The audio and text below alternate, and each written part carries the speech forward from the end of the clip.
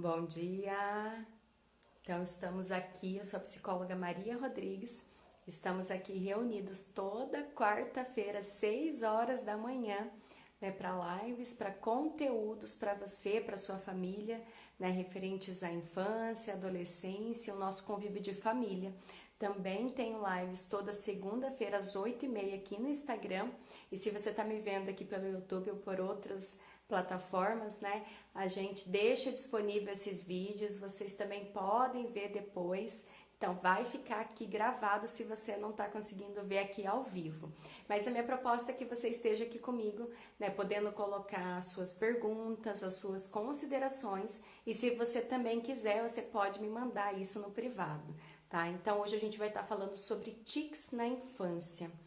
É uma situação, né, é um assunto que chega, né, nos consultórios, né, eu tendo criança, principalmente, então chega no consultório, né, e a gente precisa também clarear alguns pontos que eu quero trazer aqui para você, pai, mãe ou educador que está me ouvindo nesse momento. O tique, eles são movimentos, os tiques, né, eles são movimentos de alguma parte do corpo, não importa qual parte do corpo, não tem uma específica, mas que ele segue algumas características, né? São movimentos rápidos, recorrentes, repetitivos, sem propósito, né? E aparentemente incontroláveis, né? A sua criança aí, quando tem apresentado o tique, né? Ele não está fazendo com algum propósito, né? A gente fala assim sempre, né? Que o comportamento da criança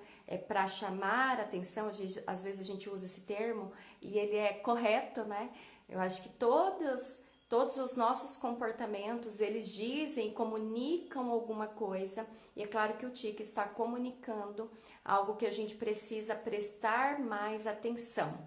A gente vai falar sobre tics em geral, né? E aí também tem os tiques nervosos, né? Não está só associado um tique a uma situação de ansiedade, mas normalmente é. Por isso a nossa preocupação. Por isso eu venho trazendo esse conteúdo para vocês, para que a gente possa observar as nossas crianças. Então eu falei de algumas características do tique, né, que a gente precisa prestar atenção se ele tem aparecido. Normalmente os tiques eles vão aparecer na infância, né, mas eles são transitórios, a maioria deles, ou eles passam de um tique para o outro, né? Normalmente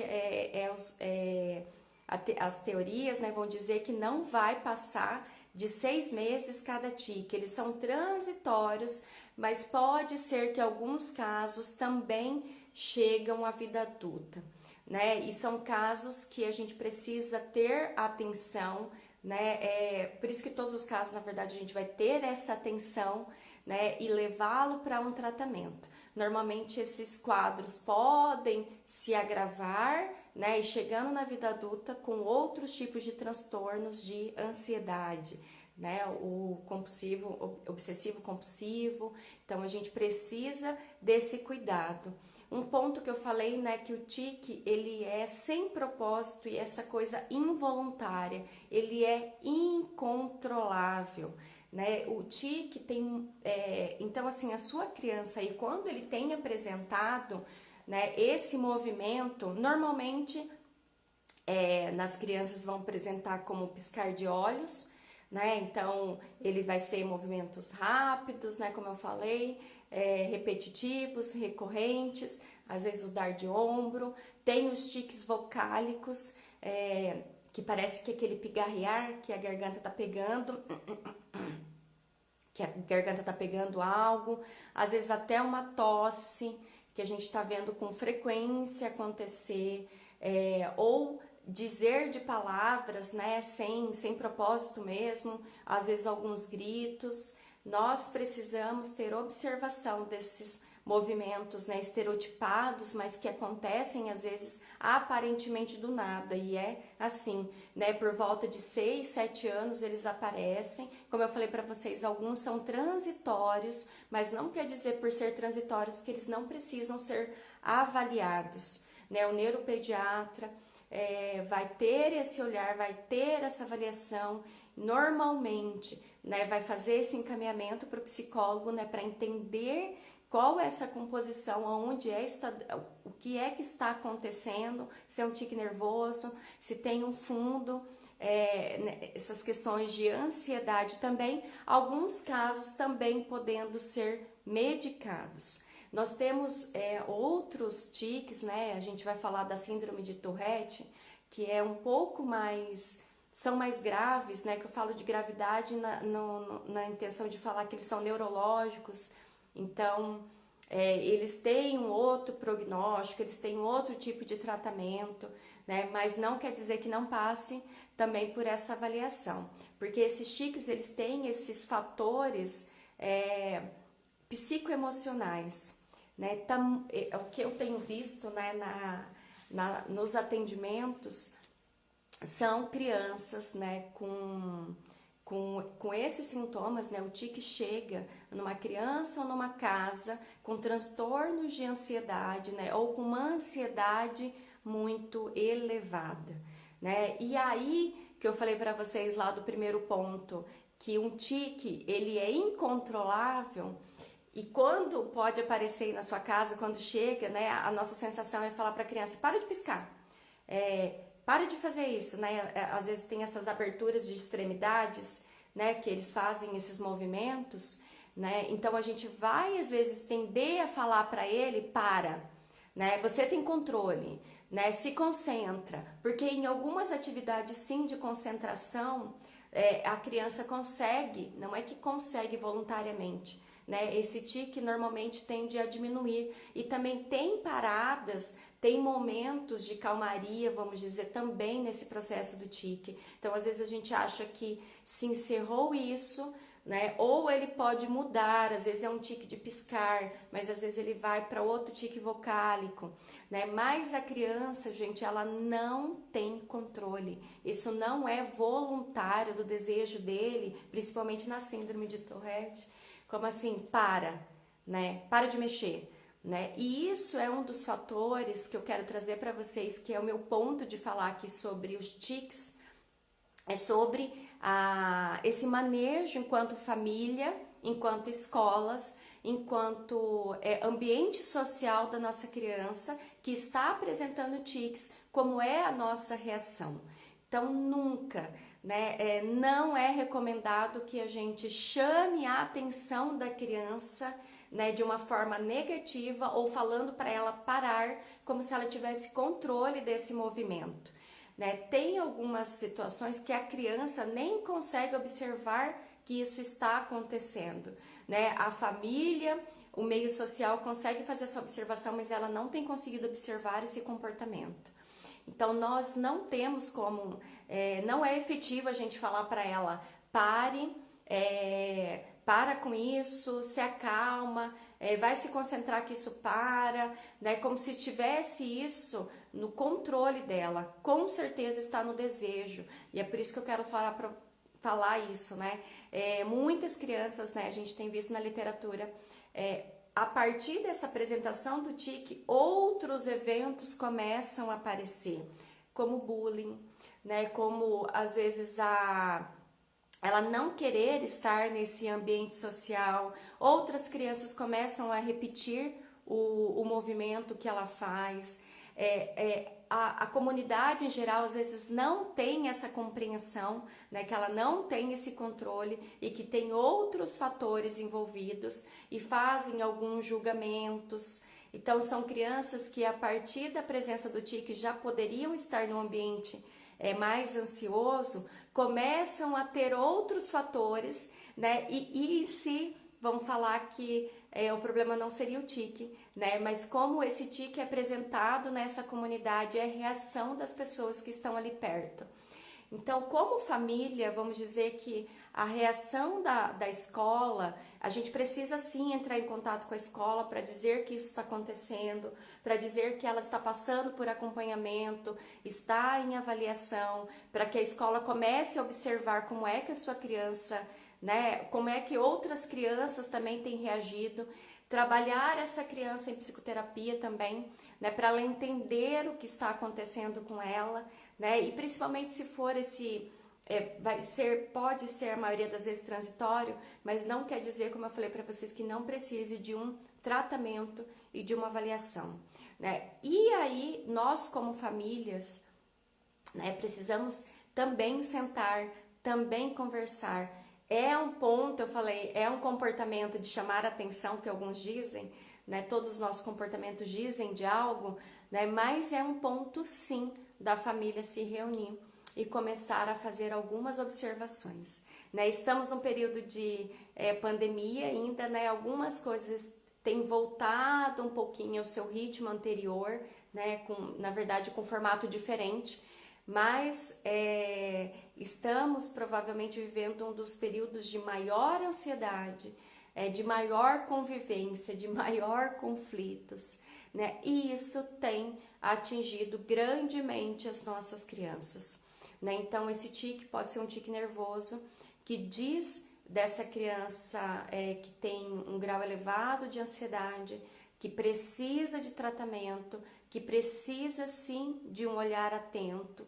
Pode ser só um período, na maioria das vezes esse tique vai passar, mas nós precisamos ter atenção a ele, né? Atenção no formato de que você pode até chamar a atenção da sua criança quando ela estiver apresentando um tique para outras situações, né? Tentar diminuir um pouco a sua ansiedade, né? Tem outras, quando vocês chegam, né? Leva a sua criança para uma avaliação, o profissional, o neuropediatra e o psicólogo, né, vai fazer essas orientações de como, né, conviver com isso, mas principalmente a sua criança, ela precisa saber disso, principalmente se é uma síndrome neurológica, né, com outros agravantes, né, que a gente não tem esse período transitório, né, ele vai estar ali presente, então ela precisa também conhecer a si, saber o que tem acontecido com ela, e aí a gente fazer uma avaliação global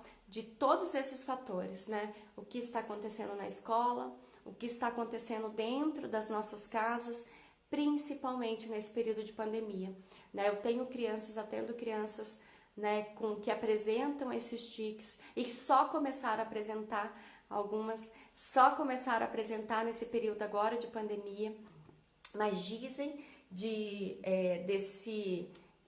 dessa composição familiar também, né, com uma ansiedade já muito grande, né, e que a gente precisa ter atenção, ir para um tratamento, ir para uma orientação, e esse é o meu convite. Se você observou algum desses comportamentos no seu filho, não sabia o que era, pode começar do nada, né? Ele apresenta repentinamente esses comportamentos. Às vezes você fala, parou, mas aí começa outro tipo de tique, né? A sua criança precisa chegar para uma avaliação, né? Um olhar mais atento e que diz dessa funcionalidade também da família.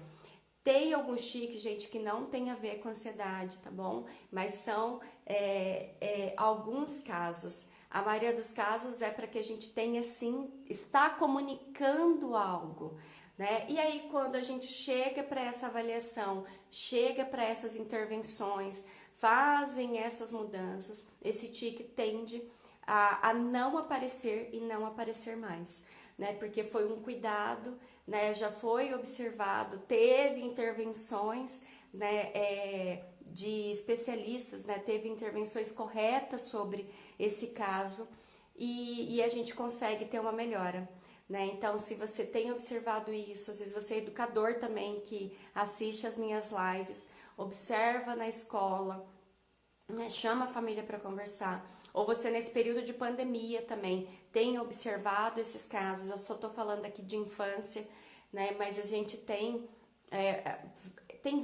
variedades quando a gente vai fazer a leitura, né, da literatura dos casos dos tiques, né? Tem várias situações que a gente pode abordar, mas eu tentei trazer para vocês os que são mais recorrentes, como é a característica deles e que a gente precisa ter um olhar atento. Ele pode ser transitório sim, mas ele está comunicando algo sobre essa criança e a gente precisa olhar com um olhar de não, para com isso, né? Você tem controle, para, né? Que isso já está me incomodando, porque isso traz um incômodo social, né? Então para logo, porque eu sei que você consegue, porque tem alguns momentos que ela para. Não quer dizer que isso é voluntário, né? Não quer dizer que ela não e que não está no desejo da sua criança, mas realmente ela não consegue ter controle desse movimento e é por isso que ela precisa de ajuda. E ajuda para tentar lidar com isso quando ela vai chegar em outros ambientes, principalmente escolares, né? É uma criança contigo no ambiente escolar, a gente vai precisar observar, tratar, porque vão ter outros fatores envolvidos a partir desse tique aí que pode chegar, né? A momentos de maiores tristezas, a bullying, a outras considerações aí até elevar o nível de ansiedade, né? E que não é e que diz que a gente precisa realmente tratar essas crianças. Se é sua criança, procure ajuda, procure uma avaliação de um especialista e leve ela para essa avaliação. E sempre eu trago os meus conteúdos, gente, sempre pensando assim, a nossa criança tem comunicado algo e comunicado algo da nossa família, né? Ela tem comunicado sim algo de nós, né? E que isso não te traga culpa. Fui eu que causei isso no meu filho. Não é essa situação, né? Mas esse movimento da família tem aparecido na criança alguns sintomas, né, desse movimento, como aparece em nós, como pode aparecer, né, no casal, ou no marido, na esposa, nos filhos, mas diz algo de nós, e o tratamento diz algo de nós, tá bom? Esse é meu convite, né, então esteja atento, observe, está comunicando algo e ela precisa de um tratamento. É isso que eu tinha para trazer para vocês. Acompanhem os conteúdos, tem muitos conteúdos aqui no Instagram. Eu também coloco esses vídeos lá no YouTube para que vocês possam ter essa atenção. Vai ficar aqui gravado para você que está chegando agora.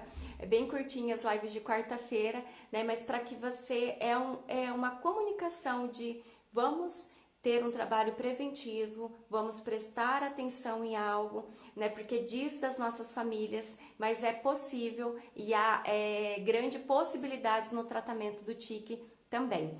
Então, bom dia, pessoal, boa quarta-feira, bom continuar de semana para vocês. Tem mais conteúdos aqui no GTV, né? Vocês podem dar uma olhada aí de todos os conteúdos e vocês podem me mandar perguntas, mensagens. Maria, eu gostaria que você falasse disso, tá bom? Isso me ajuda muito também a pensar nos próximos conteúdos. Bom dia, gente. Beijo.